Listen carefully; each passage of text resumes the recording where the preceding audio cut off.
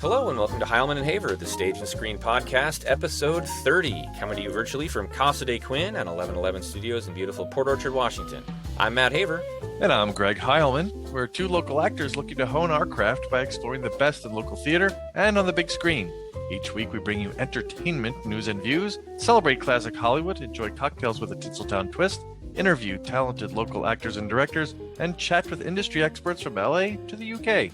And joining us in a few moments for the first half of a two-part interview is Tommy Kurzman, makeup and prosthetics designer for Mrs. Doubtfire, the new musical comedy. I saw the show twice back in 2019 and was, in a few words, simply blown away. The show was truly comedy and a musical masterpiece all in one, and the message of love and family and commitment was really powerful. And that's coming from a huge fan of the 93 film starring Robin Williams. Big fan. It's one of my all-time favorite comedies and one of the best films of the 90s as far as I'm concerned. So we're looking forward to talking to Tommy here in a few minutes. Yeah, and I can't wait to see what Mrs. Doubtfire does in Tony season now that things are back opened up. Oh, me too. And speaking of awards and best movies of the decade, this year the Historic Roxy Theater in Bremerton, Washington turns 80. To kick off the year-long celebration of their opening back in 1941, they'll be showing a classic from the 40s, Orson Welles' masterwork, Citizen Kane, tomorrow, Saturday, May 29th. We're proud to have been asked to emcee the event, and not only that, we'll be joined virtually by our friend, TCM guest host, film historian, and author, Jeremy Arnold, who will introduce the film and give context and commentary on Welles' masterwork. Tickets are just $11, and we'll hit the stage at 6:30, or you can come early and enjoy the Roxy's pop-up wine bar beginning at 2 p.m. There's going to be opportunities to win prizes for knowing your movie trivia, and anyone born in 1941 gets in free, so visit roxybremerton.org/showtimes to purchase tickets and mark your calendars for the first installment of Movies of the Decade, Citizen Kane, Saturday, May 29th, with TCM's Jeremy Arnold and us, Heilman and Haver. Links are in the show notes, and we hope to see you all there.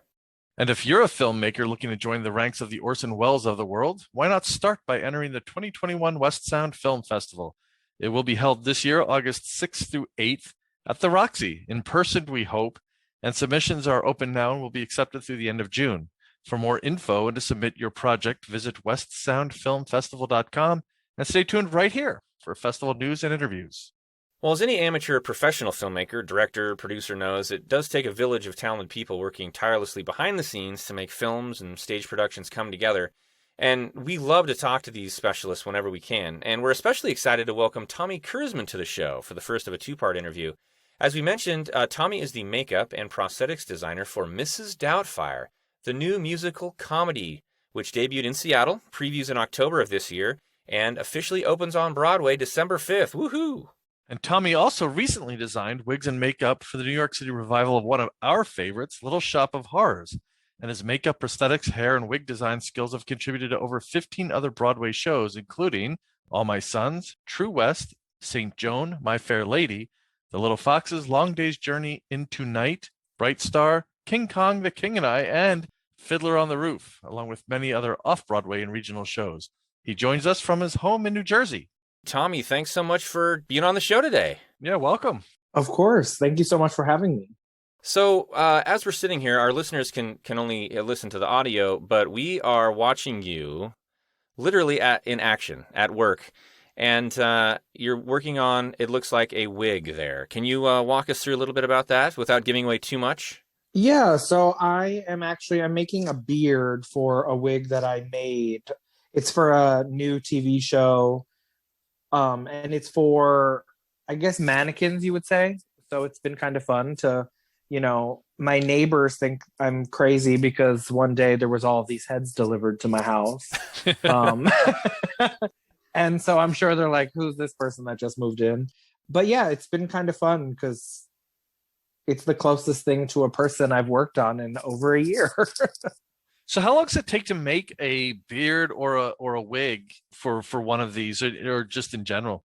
Well, a normal wig for like a theater production that, doesn't have bells and whistles and just, needs to serve its purpose takes about anywhere from 30 to 40 hours, just depending on what the needs are, how long the hair is, stuff like that.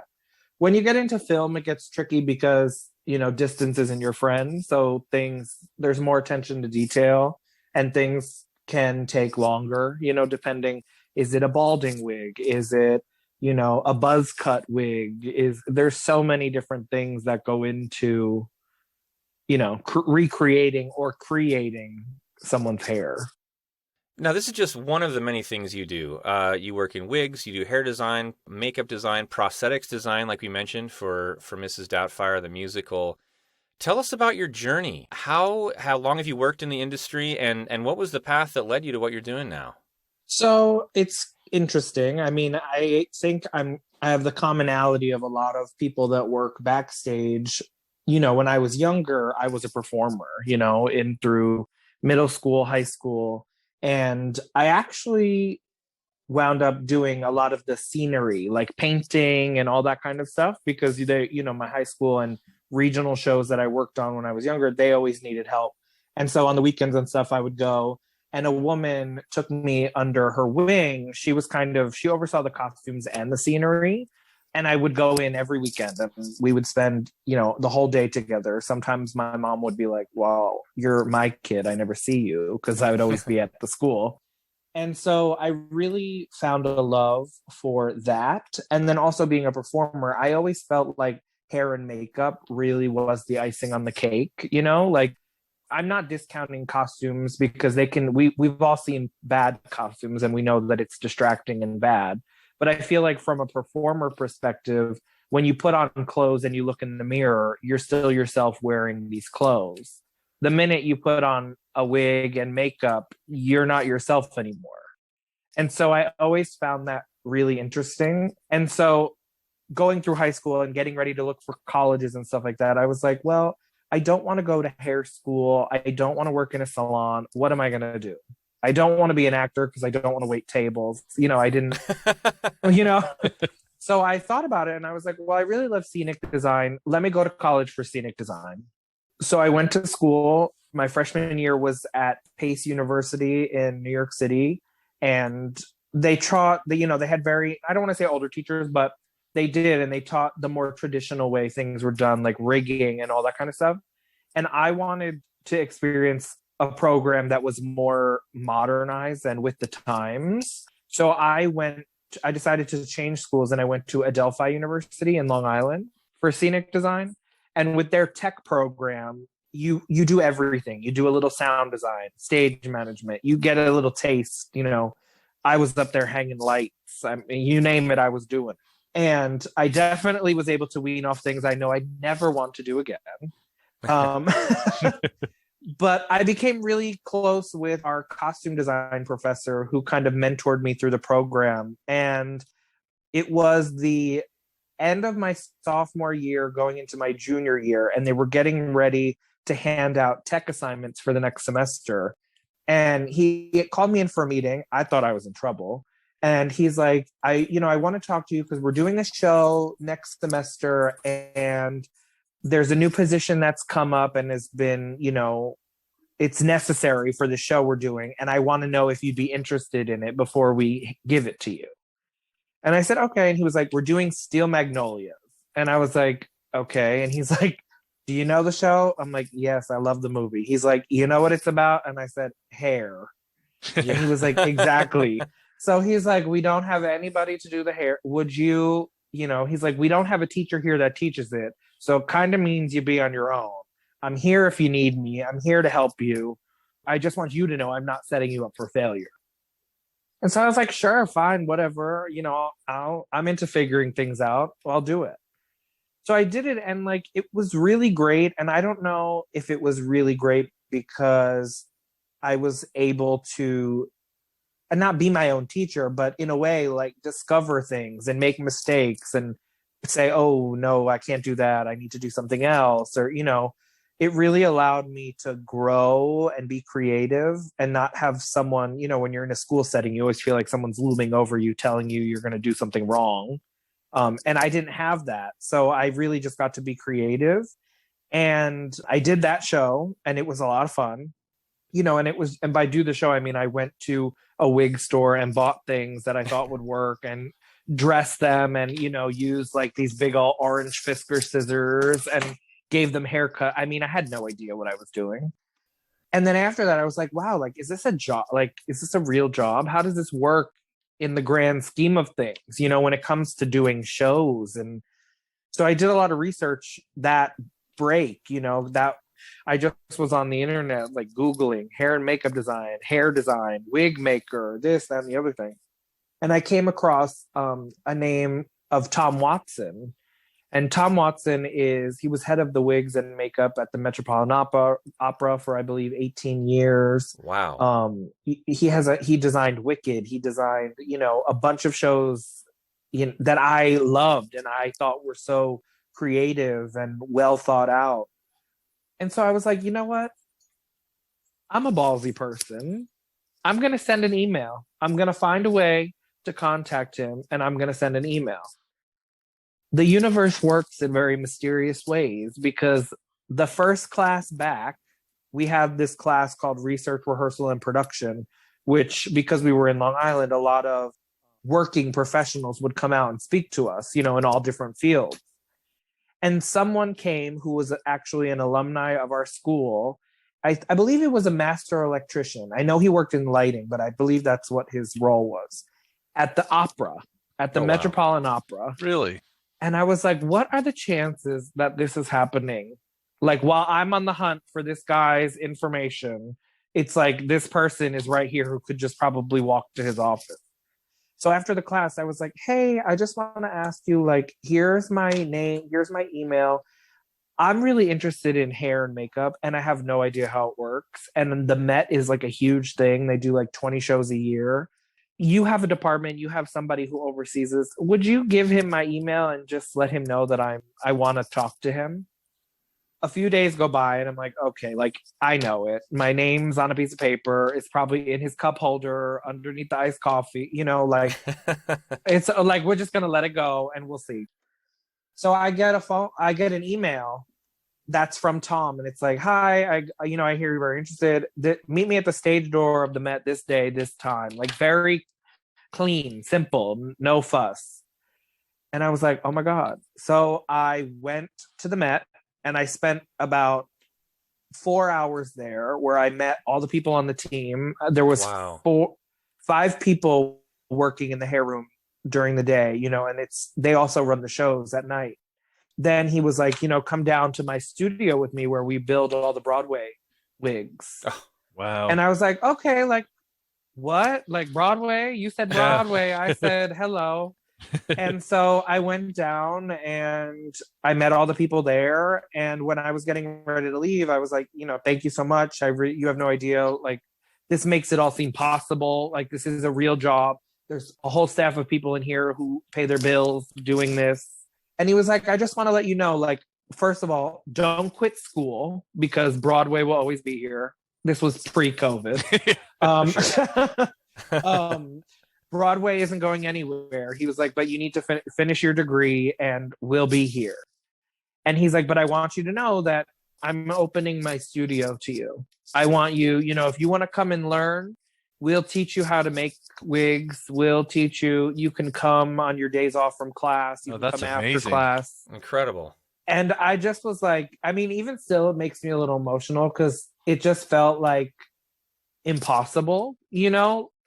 And so I did it. I mean, my next semester, I made all my classes so that I could go get on the train and go to the city and spend the afternoon there. And, you know, he helped get me in a summer apprenticeship at the Santa Fe Opera doing wigs there. And so I went and spent 3 months in Santa Fe, New Mexico, and, you know, worked on their productions for, I think it was 2011. And then I came back and I got a job being the swing in the hair department on Wicked on Broadway. Wow. Full circle indeed. Yeah, exactly. I was like, I'm 21 years old. I'm a junior in college and I'm working on Broadway. It was like, it's over. Like, I did it. Like, now what? Like, what can I do now? And so, yeah, I worked at the studio then for the rest of my years at school. And when I was about to graduate, Tom's current assistant she focused a lot in more of the makeup world. She wasn't really she didn't do a bunch of hair. She built wigs, obviously, but so she left, you know, she started a family. She started to do makeup in film and TV. So I was like, Tom, I want to let you know, I would love to be your assistant. And so I was his associate for 8 years Wow. after that. Very nice. And that is like how I started getting makeup jobs and people seeing my work. And he really, really opened a lot of doors for me. And something that I, am passionate about now, and especially being a younger designer, is like, you never stop giving credit to the people who got you where you are today. People lose touch, life keeps happening, things happen, but literally I wouldn't be doing what I'm doing if it wasn't for him. It's an amazing story. Wow, that's great. I mean, it's like, even every time I say it, like, it makes me emotional, but it doesn't seem, like, it feels like yesterday that I just went to the Metropolitan Opera with my sad little portfolio of like cut up wigs. Like, I want to do hair. And like, I even told him, I was like, I had nothing to offer you. You know what I mean? I was like, literally, you taught me. And I'm pretty sure what he said to me was like, sometimes, Tommy, you meet people that have the drive and that reminds you of what you were like when you wanted to learn and what you wanted to. And he's like, and it's all about like paying it back. Yeah, and that's, sometimes you were saying about being in the right place at the right time, having kind of these things aligned, but then that's only part of it, right? Because I mean, you put in the work and you had the drive, and so you took that opportunity and really ran with it. What would you, so if there was somebody else in your position that came to you and said, hey, I'm interested in makeup or hair, what recommendations would you have for them as far as either trying to get started or getting experience or reaching out? I would really say, I think my biggest thing is like, be a presence, even if you write to someone or you reach out to someone or, however it happens, I think letting people know that you're not just looking for a job. It's more about, I'm really interested and I want to be a part of this, because what we do, and theater in general, is such a community base anyway. I might not have a job to offer you, but I might have an experience to offer you, which then could lead to other things. It's like, never discount something that may not be what you wanted it to be, because just being around the people, that's half the job. People want to work with people they like, who they vibe with, who, that understand each other. Like, there's so much more to it than just the job. All of us are always stuck in a dark theater in some musty basement in the theater district. You know what I mean? It's so not glamorous, but when you're with people who you feel like support you creatively and, all that kind of stuff, it makes that all go away. So I just feel like being a presence, being vulnerable, saying yes to everything. You get to a point where you learn that you can't say yes to everything. But in the beginning, it's literally like, no thing is too small. No thing is too large. Show up. If it's just come sit and watch what happens at a photo shoot for 2 hours on a Saturday. Show up. There's no loss here. You're around people that are doing what you want to do. And so I think that that's more than half of the job and, the interests. I think that's probably the best encapsulation of our approach to this podcast that I've ever heard from a guest.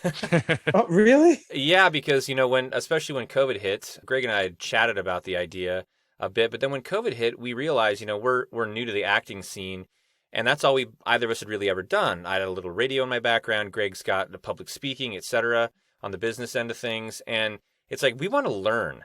And so we started reaching out to folks, first locally, people that had been inspirational to us, directors we'd work with. And then pretty soon it was a little further out, and pretty soon it's LA, and pretty soon it's London. And then we're speaking with someone like you. So I totally agree. Learn and absorb everything you possibly can from everybody who's willing to tell you what they're doing. Mm-hmm. Be a sponge. Yeah. Yeah. Yeah. And it doesn't stop even when you start getting jobs, because it's like, one day I'll be working on a show and, obviously the costume designers who hires the hair and makeup designer 9 times out of 10. And they'll be like, oh, well, I'm going to dinner with the lighting designers. Do you want to come? And it's like, yeah, but that creates another relationship where next week that lighting designer's in a meeting with a costume designer who's having a breakdown because they're not happy with something. Okay, I know who you should call. Right. and it has no direct connection, but like just keeping all those doors open and like it never stops happening, like the connections you make, it doesn't matter who they are, what they do, you never know who's going to turn around and like help you out. Yeah, Yes, absolutely. these degrees of separation that you never know how they're going to play out. I always like to look at it like one of those crime scene walls with the little push pins and everything's connected back. Yeah, You know. exactly. Well, I'm curious about who are some of the artists that you look up to? You spoke about your mentor and people that you got to work with. Are there any shows or films that stand out in makeup and hair, wig design? Some folks that you aspire to be one day? Yeah, I mean, there's a ton of people, especially like there's so many people here in New York. The hair and wig community, theater, film, and TV collectively is so small because it's such an intricate, like specific thing. I'll never forget. I think one of the first people I met once I considered myself like a wig maker, they were like, the two most rarest jobs in the world, like if you were to have a group of people and ask everybody what they did, is a wig maker and people who write grants. Those are the two most, like the rarest jobs to find for like people who do it.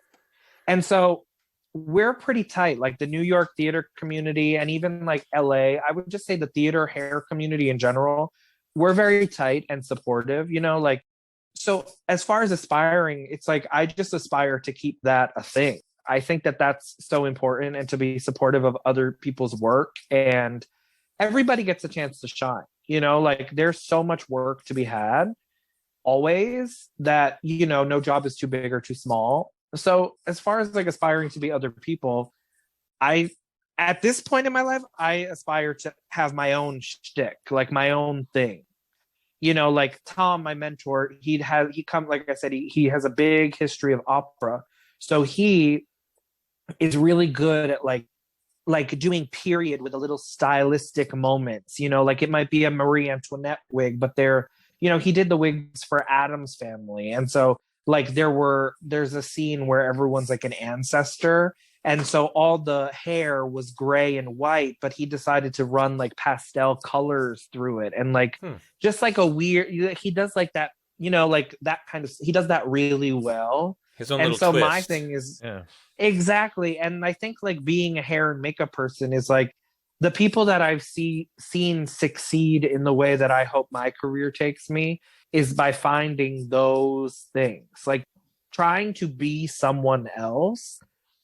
That stops somewhere as far as from a design aspect. I think that you really have to throw yourself in and try a bunch of different things and find out that thing that makes you stand out from everybody else. It really is an art, right? And as an artist, you put your own tag and everything. Carve out your own niche. Yeah, exactly. Well, I'm curious. You mentioned networking with other crew members. How do you, or do you interact with other crew members, costume and other folks that are in the crew when you're doing a show? I mean, it really depends on the show, because there are shows where you're having conversations with props, you're having conversations with the scenic people because you need to try to figure out how you're going to hide things on the set. You're having conversations with the lighting designer because, somebody's makeup, like they don't look great. Like, is it a lighting thing? Is it a color thing with their makeup? Like you're always kind of trying to figure out something like that. You obviously talk to the director. Your biggest method of communication is the costume designer, because you're creating one look, from hair and makeup, both standpoint. And even sound. I mean, in musicals, like actors wear their mic packs under their wigs sometimes, depending on what it is, because if their clothes are very revealing, you can't have a big old mic belt around the middle of them. A friend of mine, who actually I became really good friends with working on Mrs. Doubtfire, he did the hair for Mrs. Doubtfire, David Bryan Brown, and he also did the hair for Moulin Rouge. And it's like, you can't have those beautiful girls out there in like next to nothing. But in a show like that, it's like the silhouette, you can disguise a microphone.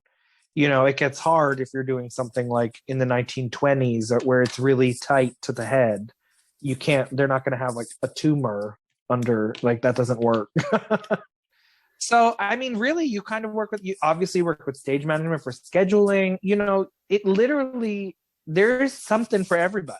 You're working with the choreographer, depending if the hair's down, are they flailing around? Is it getting caught in their face? Does it become a safety hazard? There's so many things that go into a show and into hair and makeup that the person sitting in the audience, they have no idea. You know what I mean? So Yeah. I literally think there's not one department that you would not interact with for some reason. Well, speaking of Mrs. Doubtfire, I'm curious, did you work with or communicate with any of the original artists from the film when it came to designing for the Broadway show? Because obviously this is a well-loved film. How did you create something new that still felt familiar? So, first of all, when I was asked, it was a big deal, because not to get like into my emotional side of life, but at the time it was not too long after I had lost my mom, and my mom and I, like, that was our movie. When I was a kid, she'd always say, honey, you're going to grow up and be Harvey Firestein. And so, like, when Kathy Zuber, who, I've worked with a lot through Tom, and, she's entrusted me to do a few of her shows now. She asked me, she said, I know that, like, prosthetics is not necessarily your go-to thing, but she said, I needed somebody who would be excited about the project and willing to put in the work to figure it out. She said, because this, in the movie, I think when they got it down, I did a ton of research. When they got it down quick, they've been doing it a while. I think it still took almost 4 hours. And we have 15 seconds. Yeah. And he's just come out of a huge musical number. He's sweating like a dog. He has to change his clothes, everything. There's teeth, there's the whole routine. And so there's no glue. It was really about figuring out how we're going to make that work. And what was super helpful with the whole thing, this is from the, like, getting started part. The director, Jerry Zaks, he's fantastic. He's so supportive. He didn't know that it could be figured out. He was concerned that it would stop the show, and, like, it needed to be 1% room of error. Yeah.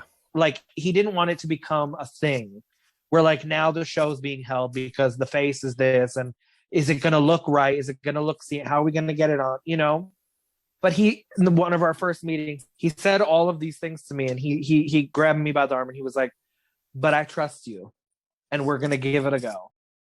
And it's like things like that makes it so it doesn't seem impossible anymore, because you have, Kathy, who's giving me that support. You have the director. And then really what put the icing on the cake was the actor. I mean, Rob McClure is a class act of a human being and of a professional. And he really, if it had not been him, I don't know that it would have been as pleasant a process, because he was so invested in the fact that, like, I was capable to figure it out, and we were going to work together, and we know there was going to be, like, oh yeah, hell no, like, moments, but we were going to work together, and we were going to try our damnedest to make it work. You did, and the way that Rob moves around the stage, I mean, it is an athletic performance on his part. You guys really had to have things nailed down. And, like, what was so interesting is that I was kind of brought on a little later than normal, because they had thought that they weren't going to do this. They weren't going to use, there was going to be no prosthetics.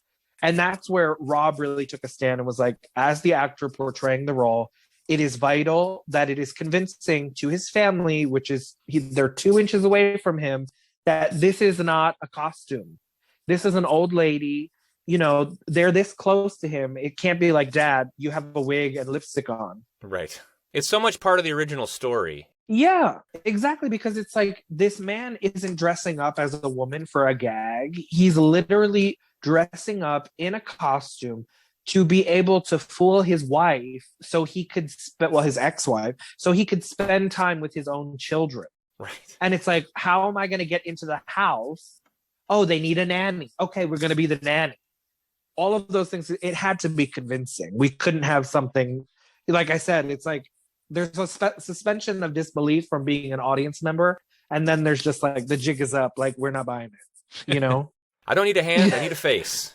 Exactly. And so I mean, that was the thing. And so then I got brought on, and thinking about it, you know, Rob has such like he just is such a warm human being, like, and so loving, and I don't know, that's like just the vibe he gives off. He has such soft features, and I was looking at his face, and I'm like, well, you know, we want to still as an audience member, we still kind of want to see through it and know that it's him watching it. You don't want to be so convinced that you lose the whole shtick. Or you think it's a double that's playing him or something like that. Yeah, exactly. I said, but at the same time, like, you want to keep his aura and like his face to a point. And so I just started looking up photos of like slightly plump old ladies, slightly, you know, and just like looking at their features. And, you know, my grandmother was somebody who, she wore some makeup, but she wasn't, you know, sitting in front of the makeup mirror for 3 hours. So it's like, there's a different look to that, you know? And so we wanted it to be soft and very simple. Like, she has, you know, she puts on her rouge, and then looking and doing all the research with the old, you know, the version of the movie, we wanted to make something fresh. You know, there's a lot of like modern clothes. There's a lot of like, you know, it has its own little twist. But I did take photos from the movie of Robin Williams in the iconic look and kind of lay them next to these photos I was pulling up for research to find like what was the commonalities between the both that I was responding to. Like, how can you change someone's face but not have it look like a mask? So like, we kept his nose is the same like distance from his face, but it's wider, it's flatter. Like, and it was kind of just looking at that, like, what can we change about his face without having it become just like comedic where it looks like a mask? And so, you know, like I said, I was brought on a little later than normal because they didn't know that they were going to go down this route. And when I was brought on, it was right before Halloween. So trying to find a shop, you know, because when you're building prosthetic, you need a shop that has all the stuff. Like, that's you can't really do that out of your garage on a Sunday afternoon, you know? And so I found this girl, and she was amazing. Her name is Melanie Lakota. I believe she was on that show Face Off at some point. She works at a makeup shop here that I buy stuff at all the time here in the city. And she came highly recommended to me from friends. And, you know, we met up and we brainstormed, and I went over all the choreography with her and how it needed to function. And I knew that it had to be like a pull on one piece, you know, snap in the back to give the tension around the neck so that it wasn't flapping away. But it needed to be very simple. So then looking at those photos again, I was able to decide, like, okay, we're going to hide the crease for the edge of the mask under his eyes, because when we put the glasses on, you won't be able to see where the mask ends and where his face begins. And so it just became, you know, looking at that kind of part of it is like, how are we going to hide how this all works?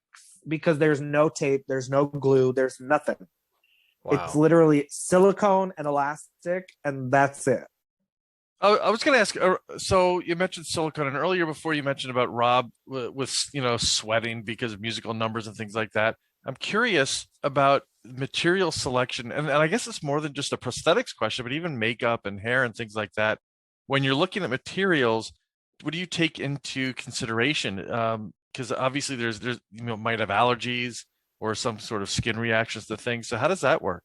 Oh yeah, well, that's like one of the first things I do after the first rehearsal is kind of email each actor and introduce myself again and say, you know, do you have any concerns, allergy, things I need to know about, stuff like that.